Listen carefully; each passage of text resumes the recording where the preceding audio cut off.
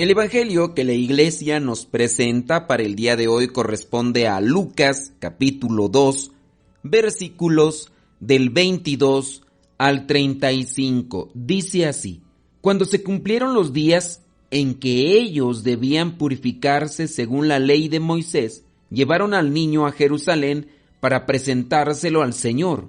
Lo hicieron así porque en la ley del Señor está escrito: todo primer hijo varón será consagrado al Señor. Fueron pues a ofrecer en sacrificio lo que manda la ley del Señor: un par de tórtolas o 2 pichones de paloma.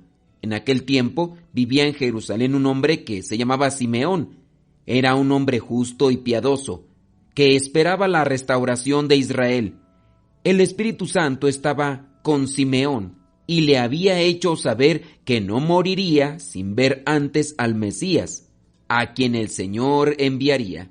Guiado por el Espíritu Santo, Simeón fue al templo, y cuando los padres del niño Jesús lo llevaron también a él para cumplir con lo que la ley ordenaba, Simeón lo tomó en brazos y alabó a Dios diciendo: Ahora, Señor, tu promesa está cumplida. Puedes dejar que tu siervo muera en paz, porque ya he visto la salvación que has comenzado a realizar a la vista de todos los pueblos, la luz que alumbra a las naciones y que será la gloria de tu pueblo Israel. El padre y la madre de Jesús se quedaron admirados al oír lo que Simeón decía del niño. Entonces Simeón les dio su bendición y dijo a María, la madre de Jesús: Mira, este niño está destinado a hacer que muchos en Israel caigan o se levanten. Él será una señal que muchos rechazarán, a fin de que las intenciones de muchos corazones queden al descubierto. Pero todo esto va a ser para ti como una espada que atraviese tu propia alma. Palabra de Dios. Te alabamos, Señor. El evangelio del día de hoy nos presenta lo que vendría a ser esta descripción de cuando al niño Jesús se le presenta en el templo según la costumbre judía. Los primeros 2 capítulos del evangelio de Lucas, que son escritos en la mitad de los años 80, no son historias según el sentido en que hoy entendemos la historia. Y aquí es donde también hay que reflexionar sobre lo que es la teología.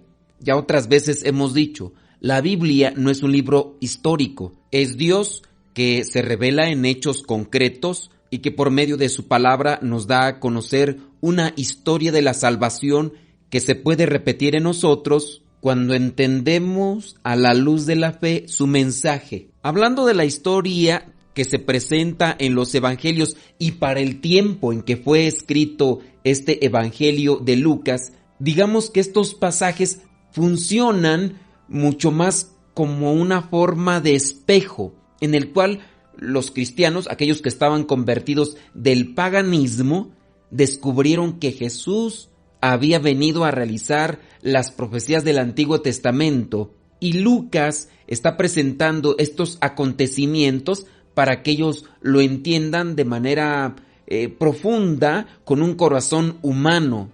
Los destinatarios de este evangelio, o a quien se les escribe este evangelio, veamos que no tienen mucho conocimiento teológico, no tienen mucho conocimiento de lo que es el Antiguo Testamento. Han escuchado algo, pero tienen su distanciamiento. Entonces Lucas lo que busca hacer es que aquellas acciones concretas dentro de la vida ordinaria, a la luz de la fe, estos convertidos al cristianismo y que venían de un mundo llamado pagano, por decir que no pertenecían al pueblo de Israel, lo comprendan, que es lo que hay que también realizar en nuestros tiempos con la palabra de Dios.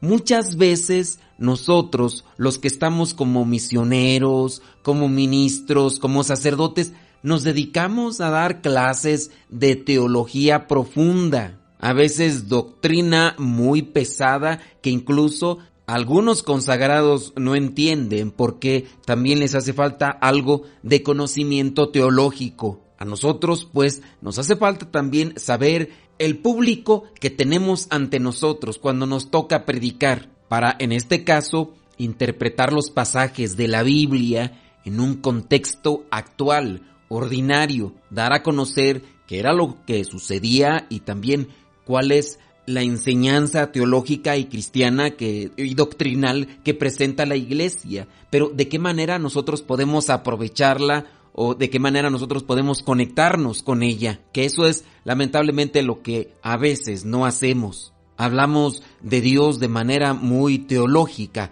pero muy espiritual, a veces incomprensible. Hablamos quizá muy bonito, pero ¿y en lo práctico qué me dice Dios? En lo ordinario, en lo terreno. Lucas, teniendo conocimiento de a quién se está dirigiendo, busca enraizar estas enseñanzas de Jesús que a él no le tocó experimentar porque Lucas no conoció a Jesús en persona, pero de lo que ha escuchado de aquellos que tuvieron contacto directo con la palabra, él lo aterriza, lo hace cercano, lo hace propio, lo hace carne.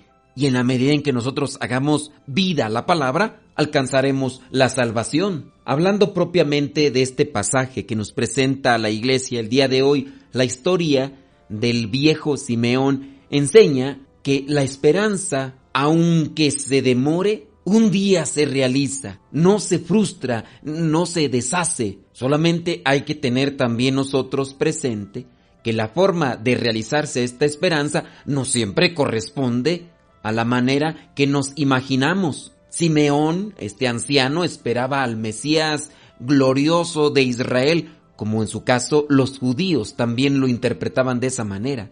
A Simeón no le toca mirarlo así, lo mira más bien llegando entre aquellas parejas que llevaban a sus niños. Pero su relación con Dios le hace notar que aquella pareja es la encargada de cuidar al Mesías. Ve al niño y ve también la realización de su esperanza y de la esperanza del pueblo de Dios.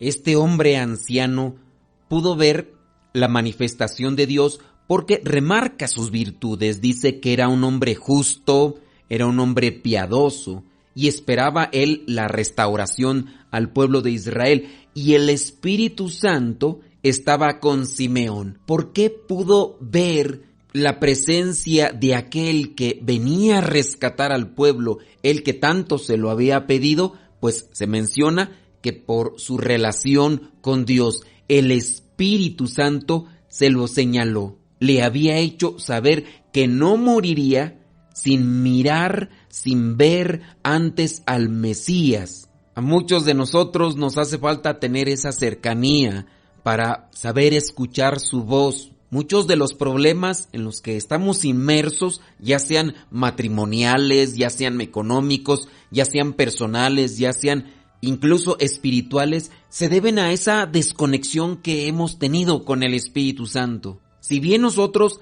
a veces practicamos o realizamos aquello que nos conecta con Dios, pero nos quedamos en la mera realización, nos quedamos en el funcionalismo burocrático, en lo externo. Veamos, por ejemplo, el caso de algunas personas. Vayamos al terreno familiar, ¿no? A lo mejor la señora que realiza rosarios, que participa de retiros, que está conectada mucho con las cosas de Dios, las practica constantemente, pero ha trabajado poco en su interior. Sí, es una práctica externa, pero que tiene que incluso enraizar en su corazón, de manera que cuando llegue su momento, la persona que está muy familiarizada con rezos, con la palabra de Dios, tendrá que poner en práctica paciencia, tendrá que poner en práctica la esperanza, tendrá que poner en práctica el silencio. Y es ahí donde se notará la fuerza que se pudo haber adquirido con las oraciones, si es que en verdad las estábamos haciendo a conciencia. El esposo reclama, el esposo reprocha y la señora se pone al mismo nivel, al tú por tú. Y es ahí donde tiene la oportunidad o tenemos la oportunidad de practicar nuestra vida espiritual. Si yo estoy conectado con Dios, tengo que tener esperanza, tengo que tener paciencia. Y en base a esto sería guardar silencio. Nuestra relación con Dios, pues,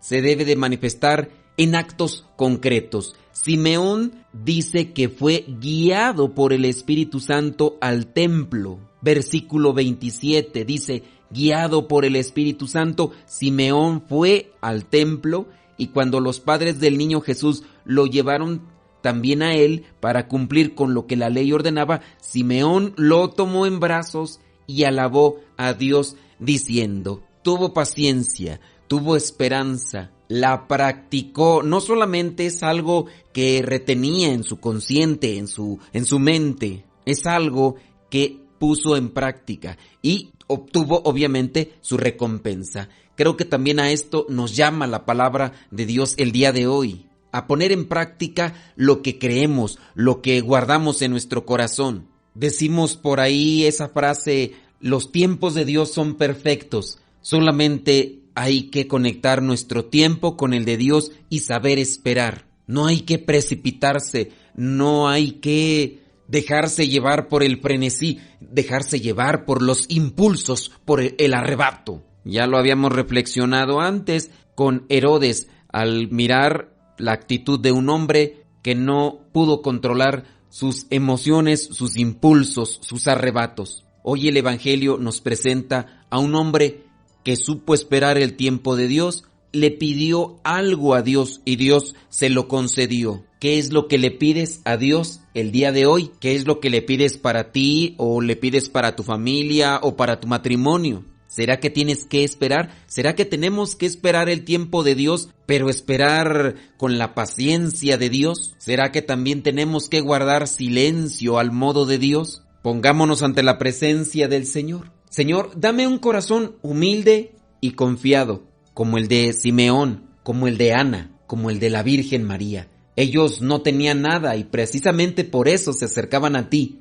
ponían en ti toda su confianza, cumplían con tu voluntad. Ayúdame a estar siempre disponible para caminar hacia ti, para compartir todo lo que tengo con total generosidad, sin dejarme atar por las cosas, los sentimientos que me arrebatan esa paz y esa gracia que tú me concedes.